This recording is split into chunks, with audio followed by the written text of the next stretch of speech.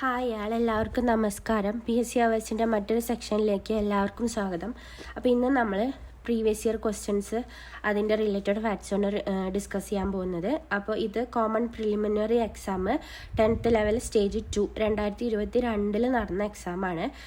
ഇതിൻ്റെ code 060-2022 code ആണ്. അപ്പോൾ നമുക്ക് ഡേറ്റ് ഓഫ് എക്സാം 28/5/2022 ആണ്. അപ്പോൾ നമുക്ക് തുടങ്ങാം. ആദ്യത്തെ ചോദ്യം: മലയാള ഭാഷയും സംസ്കാരവും ആഗോളതലത്തിൽ പ്രചരിപ്പിക്കുന്നതിനായി കേരള സർക്കാർ ആരംഭിച്ച സംരംഭം ഏതാണെന്നാണ്. ആൻസർ വരുന്നത് എന്താണ്? മലയാളം മിഷനാണ്. മലയാള ഭാഷയും സംസ്കാരവും ആഗോളതലത്തിൽ പ്രചരിപ്പിക്കുന്നതിനായി കേരള സർക്കാർ ആരംഭിച്ച സംരംഭമാണ് എന്ത്? മലയാളം മിഷൻ. അപ്പോൾ ഇതിൻ്റെ കുറച്ച് റിലേറ്റഡ് ഫാക്ട്സ് നോക്കാം. മലയാള ഭാഷയും സംസ്കാരവും ആഗോളതലത്തിൽ പ്രചരിപ്പിക്കുന്നതിനായി കേരള സാംസ്കാരിക വകുപ്പിന് കീഴിൽ സ്ഥാപിതമായ സംരംഭമാണ് എന്ത്? മലയാളം മിഷൻ.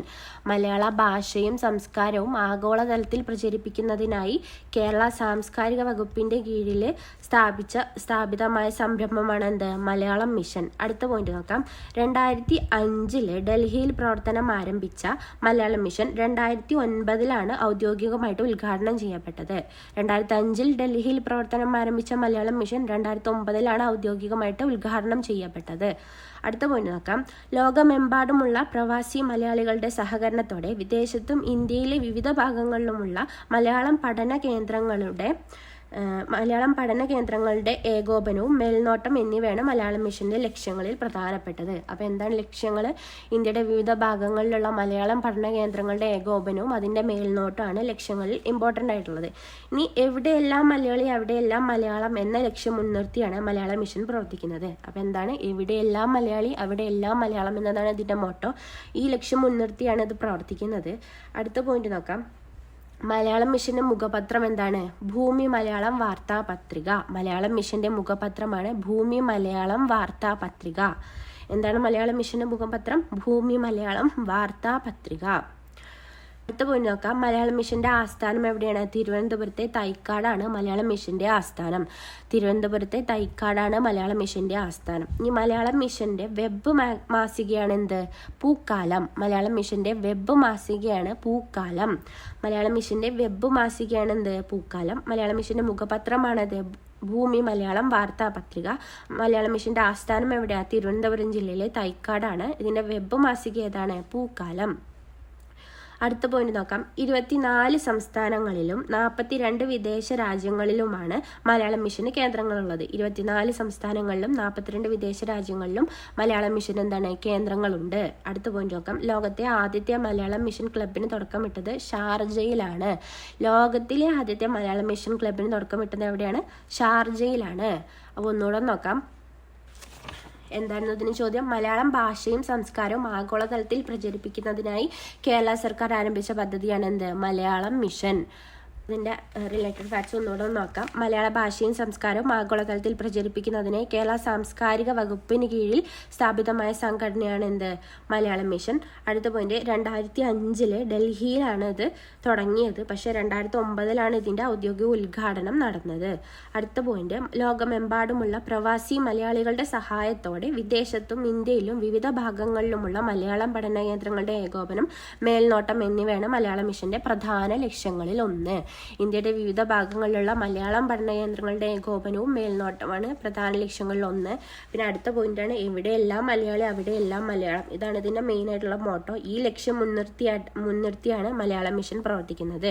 എവിടെയെല്ലാം മലയാളി അവിടെയെല്ലാം മലയാളം എന്ന ലക്ഷ്യം മുൻനിർത്തിയാണ് മലയാളം മിഷൻ പ്രവർത്തിക്കുന്നത്.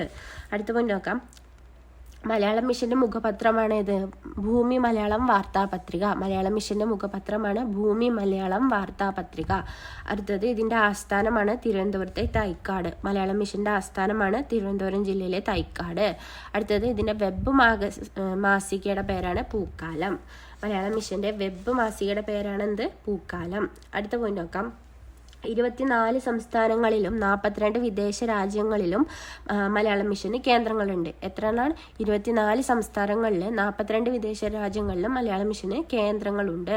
അടുത്ത പോയിന്റ്, ലോകത്തിലെ തന്നെ ആദ്യത്തെ മലയാളം മിഷൻ ക്ലബിന് ഷാർജയിലാണ് തുടക്കമിട്ടത്. ലോകത്തിലെ തന്നെ ആദ്യത്തെ മലയാളം മിഷൻ ക്ലബിന് തുടക്കമിട്ടത് എവിടെയാണ്? ഷാർജയിലാണ്. അടുത്ത ചോദ്യം നോക്കാം. മീശ എന്ന നോവൽ രചിച്ചത് ആരാണ്? എസ് ഹരീഷാണ് മീശ എന്ന നോവൽ രചിച്ചത്. ആരാണ് മീശ എന്ന നോവൽ രചിച്ചത്? എസ് ഹരീഷാണ്. എസ് ഹരീഷിനെ കുറിച്ച് നോക്കാം. എന്താണ്? ഒരു ഇന്ത്യൻ എഴുത്തുകാരനും വിവർത്തകനും മലയാള സാഹിത്യത്തിൻ്റെയും സിനിമയുടെയും തിരക്കഥാകൃത്തുമാണ് എസ് ഹരീഷ്. എന്തൊക്കെയാണ്? ഒരു ഇന്ത്യൻ എഴുത്തുകാരനാണ്, വിവർത്തകനാണ്, മലയാള സാഹിത്യത്തിൻ്റെയും സിനിമയുടെയും തിരക്കഥാകൃത്തും കൂടിയാണ് ആര്? എസ് ഹരീഷ്. അടുത്ത പോയിന്റ് നോക്കാം. അദ്ദേഹത്തിൻ്റെ ആദ്യത്തെ നോവലാണ് ഏത്? മീശ. അദ്ദേഹത്തിൻ്റെ ആദ്യത്തെ നോവലാണ് മീശ. അടുത്ത പോയിന്റ് നോക്കാം. 2020 മീശയുടെ ഇംഗ്ലീഷ് ട്രാൻസ്ലേഷന് ഏറ്റവും ഉയർന്ന സമ്മാനത്തുകയുള്ള ഇന്ത്യൻ സാഹിത്യ അവാർഡായ JCB അവാർഡ് ലഭിച്ചു. അപ്പോൾ 2020 നവംബറിലാണ് മീശയുടെ ഇംഗ്ലീഷ് വിവർത്തനം ഏറ്റവും ഉയർന്ന സമ്മാനത്തുകയുള്ള ഇന്ത്യൻ സാഹിത്യ അവാർഡായ JCB പുരസ്കാരത്തിന് തെരഞ്ഞെടുക്കപ്പെട്ടു. അടുത്ത പോയിന്റ് നോക്കാം. 2019 മീശയ്ക്ക് എന്താണ്? കേരള സാഹിത്യ അക്കാദമി അവാർഡ് ലഭിച്ചു. 2019 കേരള സാഹിത്യ അക്കാദമി അവാർഡ് നേടിയ നോവലാണ് ഏത്? മീശ. 2019 കേരള സാഹിത്യ അക്കാദമി അവാർഡ് നേടിയ നോവൽ ഏതാണ്? മീശ. അടുത്ത പോയിന്റ് നോക്കാം. അദ്ദേഹത്തിന്റെ മറ്റ് കൃതികളാണ് ഇതൊക്കെ? ആദം, മാവോയിസ്റ്റ്, അപ്പൻ. അദ്ദേഹത്തിന്റെ മറ്റ് കൃതികളാണ് ആദവും മാവോയിസ്റ്റും അപ്പൻ എന്നൊക്കെ. അപ്പോൾ ഒന്നുകൂടെ നോക്കാം. മീശ എന്ന നോവൽ ആരുടെ എന്നാണ് ചോദ്യം? എസ് ഹരീഷിൻ്റെയാണ്. അപ്പോൾ അദ്ദേഹം ആരാണ്? ഇന്ത്യയിലെ പ്രധാനപ്പെട്ട ഒരു ഇന്ത്യൻ എഴുത്തുകാരനും വിവർത്തകനും പിന്നെ ആരാണ്? മലയാള സാഹിത്യത്തിൻ്റെയും സിനിമയുടെ ഇതൊക്കെ തിരക്കഥാകൃത്തുമാണ് അദ്ദേഹം. പിന്നെ അദ്ദേഹത്തിൻ്റെ ആദ്യത്തെ നോവലാണ് ഇത്? മീശ. എസ് ഹരീഷിൻ്റെ ആദ്യത്തെ നോവലാണ് മീശ. 2020 നവംബറിൽ മീശയുടെ ഇംഗ്ലീഷ് വിവർത്തനം ഏറ്റവും ഉയർന്ന സമ്മാനത്തുകയുള്ള ഇന്ത്യൻ സാഹിത്യ അവാർഡായ JCB പുരസ്കാരത്തിന് തിരഞ്ഞെടുക്കപ്പെട്ടു. ഇനി 2019 കേരള സാഹിത്യ അക്കാദമി അവാർഡ് ലഭിച്ച നോവലാണ് ഏത്? മീശ. 2019 മീശയ്ക്ക് കേരള സാഹിത്യ അക്കാദമി അവാർഡ് ലഭിച്ചത്. അടുത്ത പോയിന്റ്, അദ്ദേഹത്തിന്റെ മറ്റു കൃതികളാണ് ഏതൊക്കെ? ആദവും മാവോയിസ്റ്റ്, അപ്പൻ. ആദം, മാവോയിസ്റ്റ്, അപ്പനൊക്കെ അദ്ദേഹത്തിന്റെ മറ്റു കൃതികളാണ്. അടുത്ത ചോദ്യം നോക്കാം. K-Phone പദ്ധതിയെക്കുറിച്ച് ശരിയായ പ്രസ്താവന ഏതാണെന്നാണ് ചോദ്യം. ആൻസർ വരുന്നത് B ആണ്. എല്ലാ വീടുകളിലും അതിവേഗ ഇന്റർനെറ്റ് സേവനം. K-Phone പദ്ധതിയുടെ ശരിയായ പ്രസ്താവന എന്താണ്? എല്ലാ വീടുകളിലും അതിവേഗ ഇന്റർനെറ്റ് സേവനം. അതിനെക്കുറിച്ചൊന്ന് നോക്കാം. എന്താണ് K-Phone? K-Phoneന്റെ ഫുൾ എന്താണ്? കേരള ഫൈബർ ഒപ്റ്റിക്കൽ നെറ്റ്വർക്ക് എന്നാണ് K-Phoneന്റെ full. Kerala fibre optical network. എല്ലാ വീടുകളിലും അതിവേഗ ഇന്റർനെറ്റ് സേവനം എന്നത് ലക്ഷ്യമാക്കിയിട്ടാണ് ഇത് വന്നത്. പിന്നെ സംസ്ഥാനത്തെ ഡിജിറ്റൽ ഇൻഫ്രാസ്ട്രക്ചർ ശക്തവും കാര്യക്ഷമവുമാക്കുക എന്ന ലക്ഷ്യം മുൻനിർത്തി സംസ്ഥാന സർക്കാർ ആവിഷ്കരിച്ച പദ്ധതിയാണെന്ത്? K-Phone. സംസ്ഥാനത്തെ ഡിജിറ്റൽ ഇൻഫ്രാസ്ട്രക്ചർ ശക്തവും കാര്യക്ഷമവുമാക്കുക എന്ന ലക്ഷ്യം മുൻനിർത്തി സംസ്ഥാന സർക്കാർ ആവിഷ്കരിച്ച പദ്ധതിയാണ് K-Phone. K-Phoneന്റെ ഫുൾ എന്താണ്? Kerala fibre optical network. പിന്നെ 20 ലക്ഷത്തോളം BPL കുടുംബങ്ങൾക്ക് സൗജന്യ ഇന്റർനെറ്റ് കണക്ഷൻ പ്രദാനം ചെയ്യാൻ ഉദ്ദേശിക്കുന്ന കേരള സർക്കാർ പദ്ധതിയാണിത്. 20 ലക്ഷത്തോളം BPL കുടുംബങ്ങൾക്ക് സൗജന്യ ഇന്റർനെറ്റ് കണക്ഷൻ പ്രദാനം ചെയ്യാൻ വേണ്ടിയിട്ട് ഉദ്ദേശിക്കുന്ന പദ്ധതിയാണെന്ത്? K-Phone പദ്ധതി. ആരൊക്കെ കൂടി ചേർന്നിട്ടാണിത്? KSEBയും KSITILലും ചേർന്നുള്ള സംയുക്ത സംരംഭമാണ് K-Phone ലിമിറ്റഡ്. ഇത് K-Phone ലിമിറ്റഡ് വഴിയാണ് ഈ പദ്ധതി നടപ്പിലാക്കുന്നത്. ആരൊക്കെ ചേർന്നാണ്? KSEBയും KSITILലും ചേർന്നുള്ള സംയുക്ത സംരംഭമാണ് K-Phone ലിമിറ്റഡ് വഴിയാണ് ഇത് നടപ്പിലാക്കുന്നത്. അടുത്ത പോയിന്റ്, ജില്ലാതലത്തിലുള്ള സർക്കാർ സേവനങ്ങൾ വളരെ ലളിതമായിട്ട് ഓൺലൈൻ വഴി പൊതുജനങ്ങളിൽ എത്തിക്കുക എന്ന ലക്ഷ്യത്തോടെ ആരംഭിച്ച പദ്ധതിയാണ് ഇ-ഡിസ്ട്രിക്റ്റ്. എന്താണ് ഇ-ഡിസ്ട്രിക്റ്റ്? ജില്ലാ തലത്തിലുള്ള സർക്കാർ സേവനങ്ങൾ വളരെ ലളിതമായി ഓൺലൈൻ വഴി പൊതുജനങ്ങൾക്ക് എത്തിക്കുക എന്ന ലക്ഷ്യത്തോടെ ആരംഭിച്ച പദ്ധതിയാണ് ഇ-ഡിസ്ട്രിക്റ്റ്. അടുത്ത പോയിന്റ് നോക്കാം. എന്താണ്? പരമ്പരാഗത രീതിയിൽ ഫയൽ കൈകാര്യം ചെയ്യുന്നതിന് പകരമായി പൂർണ്ണമായും ഡിജിറ്റലായി ഫയൽ കൈകാര്യം ചെയ്യുന്നതിന് പ്രാപ്തമാകുന്ന കടലാസ് രഹിത സംവിധാനത്തിന്റെ പേരാണെന്ത്? ഇ-ഓഫീസ്. ഒന്നുകൂടെ വായിക്കാം. പരമ്പരാഗത രീതിയിൽ ഫയൽ കൈകാര്യം ചെയ്യുന്നതിന് പകരമായിട്ട് പൂർണ്ണമായും ഡിജിറ്റലായിട്ട് ഫയൽ കൈകാര്യം ചെയ്യുന്നതിന് പ്രാപ്തമാക്കുന്ന കടലാസ് രഹിത സംവിധാനമാണ് ഇ-ഓഫീസ്. അപ്പോൾ എന്താണ് K-Phone? K-Phoneന്റെ ഫുൾ എന്താണ്? കേരള ഫൈബർ ഒപ്റ്റിക്കൽ നെറ്റ്വർക്കാണ്. പിന്നെ എല്ലാ വീടുകളിലും അതിവേഗ ഇന്റർനെറ്റ് സേവനമാണ് ഇതിന്റെ ലക്ഷ്യം. പിന്നെന്താണ്? മറ്റൊരു ലക്ഷ്യമുണ്ട്. സംസ്ഥാനത്തെ ഡിജിറ്റൽ ഇൻഫ്രാസ്ട്രക്ചർ ശക്തവും കാര്യക്ഷമവുമാക്കാനും വേണ്ടിയിട്ട് എന്ന ലക്ഷ്യം മുൻനിർത്തി സംസ്ഥാന സർക്കാർ ആവിഷ്കരിച്ച പദ്ധതിയുടെ പേരാണ് എന്ത്? K-Phone. അടുത്തത് 20 ലക്ഷം BPL കുടുംബങ്ങൾക്ക് സൗജന്യ ഇന്റർനെറ്റ് കണക്ഷൻ പ്രദാനം ചെയ്യാൻ ഉദ്ദേശിക്കുന്ന കേരള സർക്കാരിൻ്റെ പദ്ധതിയാണ്. അടുത്ത പോയിന്റ് ആരൊക്കെ തമ്മിലാണ്? KSEBയും KSITAലും ചേർന്നുള്ള സംയുക്ത സംരംഭമാണിത്. പിന്നെ KFON ലിമിറ്റഡ് വഴിയാണ് ഈ പദ്ധതി നടപ്പിലാക്കുന്നത്. അടുത്ത പോയിന്റാണ് ജില്ലാ തലത്തിലുള്ള സർക്കാർ സേവനങ്ങൾ വളരെ ലളിതമായിട്ട് ഓൺലൈൻ വഴി പൊതുജനങ്ങൾക്ക് എത്തിക്കുക എന്ന ലക്ഷ്യത്തോടെ ആരംഭിച്ച പദ്ധതിയുടെ പേരാണ് എന്ത്? ഡിസ്ട്രിക്റ്റ്. അടുത്ത പോയിന്റാണ് പരമ്പരാഗത രീതിയിൽ ഫയൽ കൈകാര്യം ചെയ്യുന്നതിന് പകരമായിട്ട് പൂർണ്ണമായും ഡിജിറ്റലായിട്ട് ഫയൽ കൈകാര്യം ചെയ്യുന്നതിന് പ്രാപ്തമാക്കുന്ന കടലാസ് രഹിത സംവിധാനത്തിന്റെ പേരാണെന്ത്? ഓഫീസ്. അടുത്ത ചോദ്യം, ആദ്യ പഞ്ചവത്സര പദ്ധതി നടപ്പിലാക്കിയ വർഷം 1951 ആദ്യ പഞ്ചവത്സര പദ്ധതി നടപ്പിലാക്കിയത്. ഇനി അതിൻ്റെ റിലേറ്റഡ് ഫാക്ട്സ് നോക്കാം. പഞ്ചവത്സര പദ്ധതി ഒരു പ്രത്യേക മേഖലയ്ക്ക് മുൻഗണന നൽകി 5 വർഷം കൊണ്ട് ലക്ഷ്യം നേടുക എന്നതാണ് പഞ്ചവത്സര പദ്ധതിയുടെ ഉദ്ദേശം. എന്താണ് പഞ്ചവത്സര പദ്ധതി എന്ന് പറഞ്ഞാൽ ഒരു പ്രത്യേക മേഖലയ്ക്ക് മുൻഗണന നൽകി 5 വർഷം കൊണ്ട് ലക്ഷ്യം നേടുക എന്നതാണ് പഞ്ചവത്സര പദ്ധതിയുടെ ഉദ്ദേശം. അടുത്ത പോയിന്റ്, ഒന്നാം പഞ്ചവത്സര പദ്ധതി പാർലമെന്റിൽ അവതരിപ്പിച്ചത് ആരാണ്? ജവഹർലാൽ നെഹ്റുവാണ്. ഒന്നാം പഞ്ചവത്സര പദ്ധതി പാർലമെന്റിൽ അവതരിപ്പിച്ചത് ജവഹർലാൽ നെഹ്റുവാണ്. കാർഷിക പദ്ധതി ഹരോൾഡ് ഡോമർ എന്നീ പേരുകളിലൊക്കെ അറിയപ്പെടുന്ന പദ്ധതിയാണ് എന്ത്? ഒന്നാം പഞ്ചവത്സര പദ്ധതി. കാർഷിക പദ്ധതി ഹരോൾഡ് ഡോമർ എന്നീ പേരുകളിലൊക്കെ അറിയപ്പെടുന്ന പഞ്ചവത്സര പദ്ധതിയാണ് ഒന്നാം പഞ്ചവത്സര പദ്ധതി. ഒന്നാം പഞ്ചവത്സര പദ്ധതിയുടെ ആമുഖം തയ്യാറാക്കിയതാണ് KN രാജാണ്. ഒന്നാം പഞ്ചവത്സര പദ്ധതിയുടെ ആമുഖം തയ്യാറാക്കിയത് KN രാജാണ്. ഒന്നാം പഞ്ചവത്സര പദ്ധതി പാർലമെന്റിൽ അവതരിപ്പിച്ചത് ആരാണ്? ജവഹർലാൽ നെഹ്റു ആണ്. അടുത്ത പോയിന്റ്,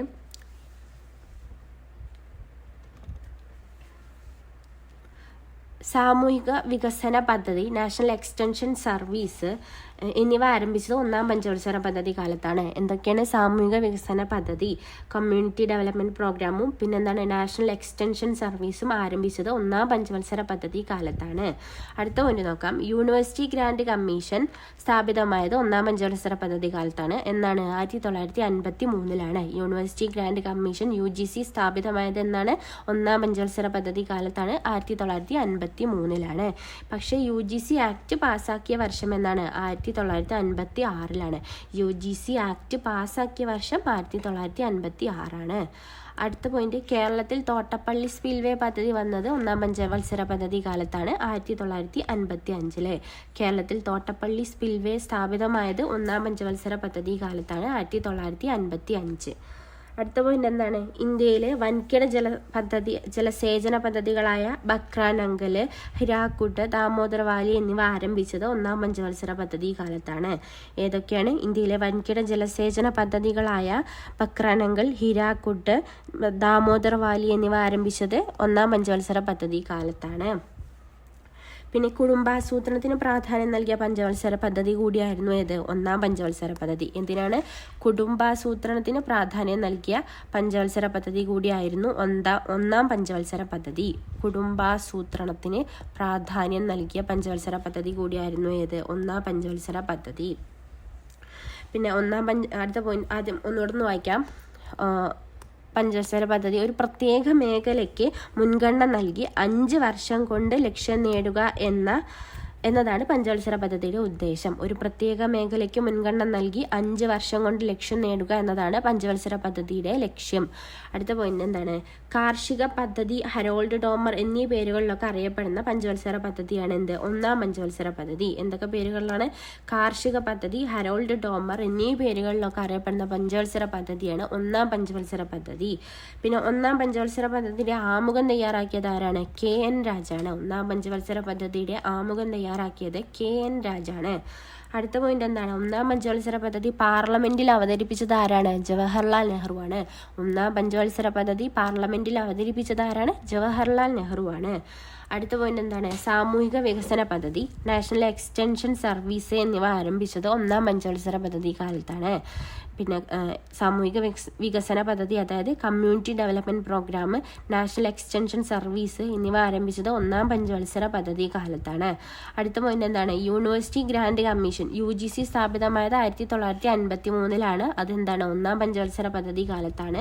പിന്നെ അടുത്ത പോയിന്റ് എന്താണ്? UGC ആക്ട് പാസ്സാക്കിയത് എന്നാണ്? 1956.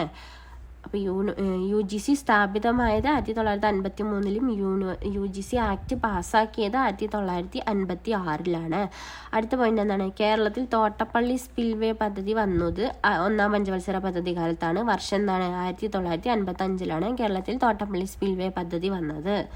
അടുത്ത പോയിന്റ് എന്താണ്? ഇന്ത്യയിലെ വൻകിട ജലസേചന പദ്ധതികളായ ബക്രാനങ്കൽ, ഹിരാക്കുട്ട്, ദാമോദർ വാലി എന്നിവ ആരംഭിച്ചത് ഒന്നാം പഞ്ചവത്സര പദ്ധതി കാലത്താണ്. ഇന്ത്യയിലെ വൻകിട ജലസേചന പദ്ധതികളായ ഏതൊക്കെയാണ് ജലസേചന പദ്ധതികൾ? ബക്രാനങ്കൽ, ഹിരാക്കുട്ട്, ദാമോദർ വാലി എന്നിവ ആരംഭിച്ചത് ഒന്നാം പഞ്ചവത്സര പദ്ധതി കാലത്താണ്. അടുത്ത പോയിന്റ് എന്താണ്? കുടുംബാസൂത്രണത്തിന് പ്രാധാന്യം നൽകിയ പഞ്ചവത്സര പദ്ധതി കൂടിയായിരുന്നു ഒന്നാം പഞ്ചവത്സര പദ്ധതി. എന്തിനായിരുന്നു പ്രാധാന്യം? കുടുംബാസൂത്രണത്തിന് പ്രാധാന്യം നൽകിയ പഞ്ചവത്സര പദ്ധതി കൂടിയായിരുന്നു ഒന്നാം പഞ്ചവത്സര പദ്ധതി. പിന്നെ പ്രാധാന്യം നൽകിയ മേഖലകൾ ഏതൊക്കെയാണ്? കൃഷി, ജലസേചനം, വൈദ്യുതീകരണത്തിനൊക്കെ പ്രാധാന്യം നൽകിയിട്ടുണ്ട്. കൃഷി, ജലസേചനം, വൈദ്യുതീകരണം എന്തിനൊക്കെയാണ്? കൃഷി, ജലസേചനം, വൈദ്യുതീകരണം എന്നിവയ്ക്കൊക്കെ പ്രാധാന്യം നൽകിയ പദ്ധതി കൂടിയാണ് എന്ത്? ഒന്നാം പഞ്ചവത്സര പദ്ധതി. കൃഷി, ജലസേചനം, വൈദ്യുതീകരണം എന്നിവയ്ക്കൊക്കെ പ്രാധാന്യം നൽകിയ പഞ്ചവത്സര പദ്ധതി കൂടിയാണ് ഒന്നാം പഞ്ചവത്സര പദ്ധതി. കൂടാതെ കുടുംബാസൂത്രണത്തിനും പ്രാധാന്യം നൽകിയിട്ടുണ്ട്. അടുത്ത ചോദ്യം നോക്കാം. COVID-19 ബന്ധപ്പെട്ട് സർക്കാർ പുറത്തിറക്കിയ മൊബൈൽ ആപ്ലിക്കേഷൻ ഏതാണ്? COVID-19 ബന്ധപ്പെട്ട് സർക്കാർ പുറത്തിറക്കിയ കോവിഡ് ആപ്ലിക്കേഷൻ ഏതാണ്? മൊബൈൽ ആപ്ലിക്കേഷൻ ഏതാണ്? ആരോഗ്യ സേതു ആണ്. COVID-19 ബന്ധപ്പെട്ട് സർക്കാർ പുറത്തിറക്കിയ മൊബൈൽ ആപ്ലിക്കേഷൻ ഏതാണ്? ആരോഗ്യ സേതു ആണ്. ഇനി ആരോഗ്യ സേതുവിനെ കുറിച്ച് നോക്കാം. ആരോഗ്യ സേതു എന്താണ്? കേന്ദ്ര സർക്കാർ ആരംഭിച്ച ഇന്ത്യയിലെ ആദ്യ comprehensive corona virus COVID-19 tracking ആപ്പാണ് എന്ത്? ആരോഗ്യ സേതു. കേന്ദ്ര സർക്കാർ ആരംഭിച്ച ഇന്ത്യയിലെ ആദ്യ comprehensive corona virus COVID-19 tracking ആപ്പാണ് ആരോഗ്യ സേതു. അടുത്ത പോയിന്റ്, ആരോഗ്യ സേതു ആപ്പിന്റെ ബ്രാൻഡ് അംബാസിഡർ ആരാണ്? അജയ് ദേവ്ഗൺ ആണ്. ആരോഗ്യ സേതു ആപ്പിന്റെ ബ്രാൻഡ് അംബാസിഡർ ആരാണ്? അജയ് ദേവ്ഗൺ ആണ്. അടുത്ത പോയിന്റ് എന്താണ്? ഏറ്റവും കുറഞ്ഞ ദിവസം കൊണ്ട് 5 കോടി ആളുകൾ ഡൗൺലോഡ് ചെയ്ത് റെക്കോർഡ് നേടിയ ആപ്പാണ് എന്ത്? ആരോഗ്യ സേതു ആപ്പ്. ഏറ്റവും കുറഞ്ഞ ദിവസം കൊണ്ട് 5 കോടി 5 കോടി ആളുകൾ ഡൗൺലോഡ് ചെയ്ത് റെക്കോർഡ് ചെയ്ത ആപ്പാണ് ഇത്? ആരോഗ്യ സേതു ആപ്പ്. അടുത്ത പോയിന്റ്, COVID-19 വ്യാപനം നിയന്ത്രിക്കുന്നത് ലക്ഷ്യമാക്കി കേന്ദ്ര സർക്കാർ ആരംഭിച്ച കൊറോണ വൈറസ് ട്രാക്കിംഗ് ആപ്പാണ് കൊറോണ കവച്. എന്താണ് കൊറോണ കവച്? COVID-19 വ്യാപനം നിയന്ത്രിക്കുന്നത് ലക്ഷ്യമാക്കിയിട്ട് കേന്ദ്ര സർക്കാർ ആരംഭിച്ച കൊറോണ വൈറസ് ട്രാക്കിംഗ് ആപ്പാണ് ഇത് കൊറോണ കവച്. അടുത്ത പോയിന്റാണ്, COVID-19 വിവരങ്ങൾ പൊതുജനങ്ങൾക്ക് ലഭ്യമാക്കാനായിട്ട് കേന്ദ്ര സർക്കാർ ആരംഭിച്ച ടോൾ ഫ്രീ നമ്പറാണ് 1075. COVID-19 വിവരങ്ങൾ പൊതുജനങ്ങൾക്ക് ലഭ്യമാക്കാനായിട്ട് കേന്ദ്ര സർക്കാർ ആരംഭിച്ച ടോൾ ഫ്രീ നമ്പറാണ് ഇത് 1075. അടുത്ത പോയിന്റ്, COVID-19 പറ്റിയുള്ള ശരിയായ വിവരങ്ങൾ ജനങ്ങളിൽ എത്തിക്കാൻ കേരള സർക്കാർ പുറത്തിറക്കിയ മൊബൈൽ ആപ്ലിക്കേഷനാണ് ഏത്? ഗോക്ക് ഡയറക്റ്റ്. എന്താണ്? COVID-19 പറ്റിയുള്ള ശരിയായ വിവരങ്ങൾ ജനങ്ങളിലേക്ക് എത്തിക്കാൻ കേരള സർക്കാർ പുറത്തിറക്കിയ മൊബൈൽ ആപ്ലിക്കേഷനാണ് ഇത്? ഗോക്ക് ഡയറക്റ്റ്. COVID-19 പറ്റിയുള്ള ശരിയായ വിവരങ്ങൾ ജനങ്ങളിലേക്ക് എത്തിക്കാനും കേരള സർക്കാർ പുറത്തിറക്കിയ മൊബൈൽ ആപ്ലിക്കേഷനാണ് ഗോക്ക് ഡയറക്റ്റ്. അടുത്ത പോയിന്റ് നോക്കാം. കേരള സർക്കാർ ആരംഭിച്ച കൊറോണ ഹെൽപ്പ് ലൈൻ നമ്പറാണ് ദിശ 1056. കേരള സർക്കാർ ആരംഭിച്ച കൊറോണ ഹെൽപ്പ് ലൈൻ നമ്പറാണ് ഇത് ദിശ 1056. അപ്പോൾ ആരോഗ്യ സേതുവിനെ കുറിച്ച് ഒന്നുകൂടെ നോക്കാം. കേന്ദ്ര സർക്കാർ ആരംഭിച്ച ഇന്ത്യയിലെ ആദ്യ comprehensive corona virus COVID-19 tracking ആപ്പാണ് ഏത്? ആരോഗ്യ സേതു. എന്താണ്? കേന്ദ്ര സർക്കാർ ആരംഭിച്ച ഇന്ത്യയിലെ ആദ്യത്തെ കോംപ്രഹെൻസീവ് കൊറോണ വൈറസ്, അതായത് COVID-19 ട്രാക്കിംഗ് ആപ്പാണ് അത് ആരോഗ്യ സേതു. ഇതിൻ്റെ ബ്രാൻഡ് അംബാസിഡർ ആരാണ്? അജയ് ദേവ്ഗൺ ആണ്. ആരോഗ്യ സേതു ആപ്പിൻ്റെ ബ്രാൻഡ് അംബാസിഡർ ആരാണ്? അജയ് ദേവ്ഗൺ ആണ്. അടുത്ത പോയിന്റ് നോക്കാം. ഏറ്റവും കുറഞ്ഞ ദിവസം കൊണ്ട് 5 കോടി ആളുകൾ ഡൗൺലോഡ് ചെയ്ത് റെക്കോർഡ് നേടിയ ആപ്പാണ് എന്ത്? ആരോഗ്യ സേതു ആപ്പ്. ഏറ്റവും കുറഞ്ഞ ദിവസം കൊണ്ട് 5 കോടി ആളുകൾ ഡൗൺലോഡ് ചെയ്ത് റെക്കോർഡ് നേടിയ ആപ്പാണ് ആരോഗ്യ സേതു ആപ്പ്. COVID-19 വ്യാപനം നിയന്ത്രിക്കുന്നത് ലക്ഷ്യമാക്കി കേന്ദ്ര സർക്കാർ ആരംഭിച്ച കൊറോണ വൈറസ് ട്രാക്കിംഗ് ആപ്പാണ് ഇത് കൊറോണ കവച്. COVID-19 വ്യാപനം നിയന്ത്രിക്കുന്നത് ലക്ഷ്യമാക്കിയിട്ട് കേന്ദ്ര സർക്കാർ ആരംഭിച്ച കൊറോണ വൈറസ് ട്രാക്കിംഗ് ആപ്പിൻ്റെ പേരാണ് കൊറോണ കവച്.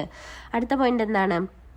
COVID-19 വിവരങ്ങൾ പൊതുജനങ്ങൾക്ക് ലഭ്യമാക്കുന്നതിന് കേന്ദ്ര സർക്കാർ ആരംഭിച്ച ടോൾ ഫ്രീ നമ്പർ ഏതാണ്? 1075 COVID-19 വിവരങ്ങൾ പൊതുജനങ്ങൾക്ക് ലഭ്യമാക്കാനായിട്ട് കേന്ദ്ര സർക്കാർ ആരംഭിച്ച ടോൾ ഫ്രീ നമ്പർ ഏതാണ്? 1075. അടുത്ത പോയിന്റ് നോക്കാം. COVID-19 പറ്റിയുള്ള ശരിയായ വിവരങ്ങൾ ജനങ്ങളിലേക്ക് എത്തിക്കാൻ കേരള സർക്കാർ പുറത്തിറക്കിയ മൊബൈൽ ആപ്ലിക്കേഷനാണ് ഗോക്ക് ഡയറക്റ്റ്. ആരാണ് പുറത്തിറക്കിയത്? കേരള സർക്കാരാണ്. എന്തിനാണ്? COVID-19 പറ്റിയുള്ള ശരിയായ വിവരങ്ങൾ ജനങ്ങളിൽ എത്തിക്കാൻ കേരള സർക്കാർ പുറത്തിറക്കിയ മൊബൈൽ ആപ്ലിക്കേഷനാണ് ഗോക്ക് ഡയറക്റ്റ്. കേരള സർക്കാർ ആരംഭിച്ച കൊറോണ ഹെൽപ്പ് ലൈൻ നമ്പർ ഏതാണ്? ദിശ 1056. കേരള സർക്കാർ ആരംഭിച്ച കൊറോണ ഹെൽപ്പ് ലൈൻ നമ്പറാണ് ഏത്? ദിശ 1056. അപ്പോൾ എല്ലാവർക്കും ക്ലാസ്സുകളൊക്കെ ഇഷ്ടപ്പെടുന്നുണ്ടെന്ന് വിചാരിക്കുന്നു. ഇന്ന് തൊട്ട് നമ്മൾ PYQ റിലേറ്റഡ് ഫാക്ട്സ് വീണ്ടും തുടങ്ങുകയാണ്. ആദ്യം ഒരു ചോദ്യപേപ്പർ ചെയ്തിട്ടിട്ടുണ്ട്. ഇത് 2022 10th ലെവൽ പ്രിലിംസിൻ്റെ സ്റ്റേജ് 2 നടന്ന ക്വസ്റ്റ്യൻ പേപ്പറാണ്. അപ്പോൾ നമ്മൾക്ക് ഈ 28 തൊട്ട് എക്സാം തുടങ്ങുകയാണല്ലോ. അപ്പോൾ എല്ലാവരും റിലേറ്റഡ് ഫാക്ട്സൊക്കെ നല്ലോണം നോക്കി പഠിച്ച് പോവുക. അപ്പോൾ നമ്മുടെ ക്ലാസ്സുകളൊക്കെ ഇഷ്ടപ്പെട്ടാൽ ലൈക്ക് ചെയ്യൂ, ഷെയർ ചെയ്യൂ, കമൻറ്റ് ചെയ്യൂ. നിങ്ങളുടെ അഭിപ്രായം